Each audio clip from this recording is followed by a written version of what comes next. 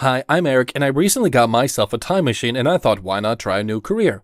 Being a big fan of Johnny Depp and the Pirates of the Caribbean, I decided to become a pirate as my new career. For a long time, my family's had a history of piracy. My granddad copied videos he rented from Blockbuster, my dad streamed HBO, and I made sexy waifus with AI art programs. Not exactly swashbuckling, I know, but with my artwork, there was definitely some Jolly Rogering. But the question is, do I become a pirate in the 17th century in the golden age of sail, or do I become a modern pirate on a speedboat?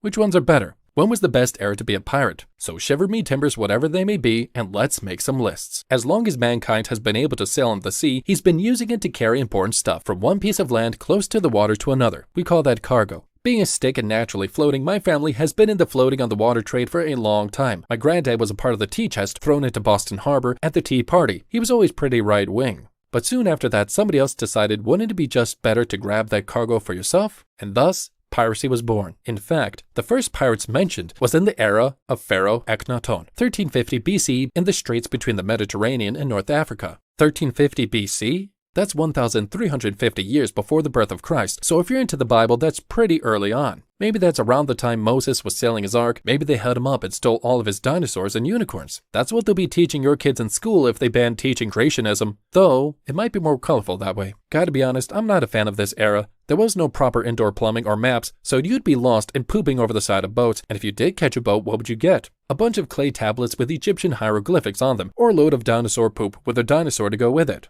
In fact, back in the day, these dudes weren't even called pirates. That name didn't come about till 140 BC by the Roman historian Polybius. Yes, the same guy they named the arcade game after, Pirato, where we get the name pirate from. So the good news was, now you've got a name. The bad news is, now you've got the mighty Roman Navy pursuing you, and if you molested a Roman citizen, the punishment was usually death.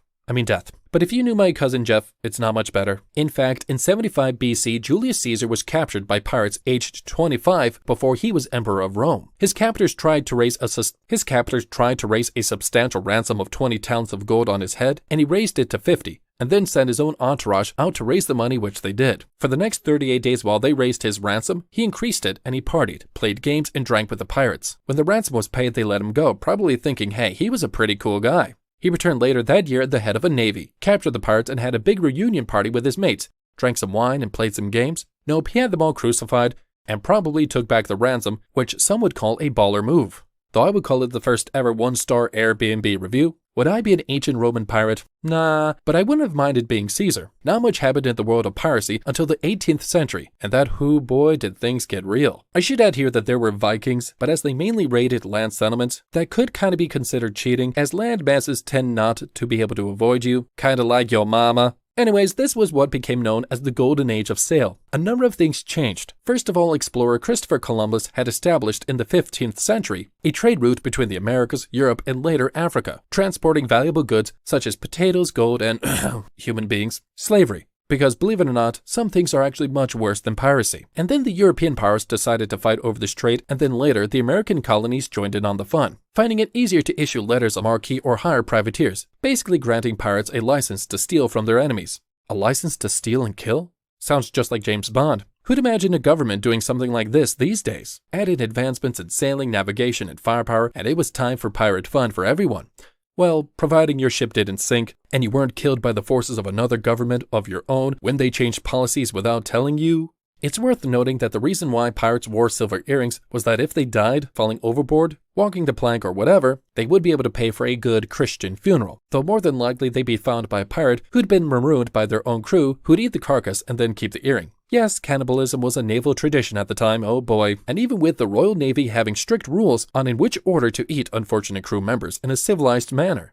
If you ever dined on a Carnival cruise, you can probably imagine why and wish it was still an option. The golden age of piracy is often viewed as a colorful time when the Jolly Roger was first flown, and pirates had colorful names, such as Red Rackham and Anne Bonny. The last name may be a clue to one of the more remarkable things about pirates. They were surprisingly woke, with pirate crews not only allowing men and women to serve, but minorities. And they were democratic, with decisions being voted on and captains elected, which is weird when you think the Spanish, English, and French navies chasing them were led by men, and only men who were convinced their king was appointed by God, when in fact they were more likely to be the kind of hopelessly inbred nitwit you wouldn't trust with scissors or riding a bike without stabilizers, but never mind commanding a navy. One such bro was Captain Cook, who named his final ship the Bachelor's Delight. which is both the name of my favorite brand of ramen and a local pole dancing club, not that I ever frequent it.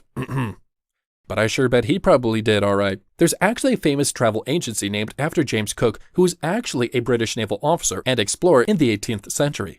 And also I wonder, why didn't Cook go into the restaurant business? Oh well, that's a question for another video. As such, I think the golden age of piracy is a pretty good option, providing you don't mind risking death by falling overboard, hanging, or scurvy. Not to mention having to vote on decisions that sound way too much like hard work. But actually, there was also a golden age of piracy in the 18th century across the South China Sea, with far more powerful warships. With piracy that was so well organized, it was at one point planning on invading and settling Europe. Not to mention the Moorish pirates known as brigands on the Mediterranean. But maybe I'll talk about that in a future video. Well, let's talk about the modern age. For most of the 20th century, piracy kind of just disappeared during the World Wars. There was a lot of commerce raiding, which was basically blowing up your opponent's shipping with submarines and torpedoes. But that's not really piracy. It's like if you blow up a bank, it's not bank robbery because you can't spend burnt money. And besides, not only do we no longer use gold coins, now it's all bitcoins, which can not only not fit on a ship, but if you could, it would definitely be worthless by the time you made them walk the plank. But all of that changed in 2000, when as an overflow of the Somali Civil War the first time, they began hijacking international cargo ships and even private yachts from small motorboats. The shipping companies probably thought, why bother stealing 20,000 tons of cheap Korean cars, rice, and ramen? But really, it's a matter of perspective, my dude. The question became, how much will you pay to get your cargo back? And the answer was millions and millions of dollars. It was not so much piracy as hijacking. You know, like robbing a bank, and then the bank pays you to get its money back. And what? Did the navies of the world respond? Well, of course they did. The problem was the world had moved on and were more civilized, supposedly. But if you watch TikTok, you may disagree. So whereas the King of England would have in the 18th century hanged you and displayed your body in a gibbet on the River Thames as a warning to other pirates, now they had to threaten to turn you over to what was left of the government of Somali, who would sentence you to death, as the UK didn't have a death sentence anymore. And then they had to offer you asylum for breaking the law. That sounds neat. Get caught, get sentenced to spending the rest of your life as an asylum seeker in the UK. Though actually, maybe that's a fate worse than death. Have you guys ever tried English cooking? I don't recommend it. Leading to the situation where they would track down private speedboats and shows with state-of-the-art choppers and open fire on them with barrels of diesel and hope they'd refuel their boats and just go away. The Somali pirate menace has slightly died down. Somali now sends pirates to jail. Container ships hired guys with guns to protect their rice, and piracy kinda ended up like being any service industry job. If you captured some spoiled yachters and the crew of a super tanker, you've got to keep them fed and entertained till the ransom is paid, and that's like working in a crappy hotel chain. And if you get caught, you get sentenced to asylum in the UK or America, and you've got to do your taxes and vote and other yucky stuff. But a couple of weeks ago, in the Gulf, piracy was back when Houthi rebels began hijacking tankers with helicopters, drones, and some big attitude. So, which was the best era for me to be a pirate? I don't know, I'm not about getting crucified by Caesar. That doesn't sound like a career I would really like to nail down. The 17th century though was fun, but what if a nightmare happens? You become Johnny Depp as captain, and Amber Heard was hunting you down as Queen Mrs. Aquaman. Sure, there's modern piracy, but having to support multiple hostages who aren't grateful and have to be fed before you get paid sounds way too much like working in a Motel 6. Truth be told, I'm actually going to go for modern piracy, as in software piracy. In the digital age, why steal stuff when you can steal data? Yeah, I mean it's naughty and illegal, but at least it won't make you seasick.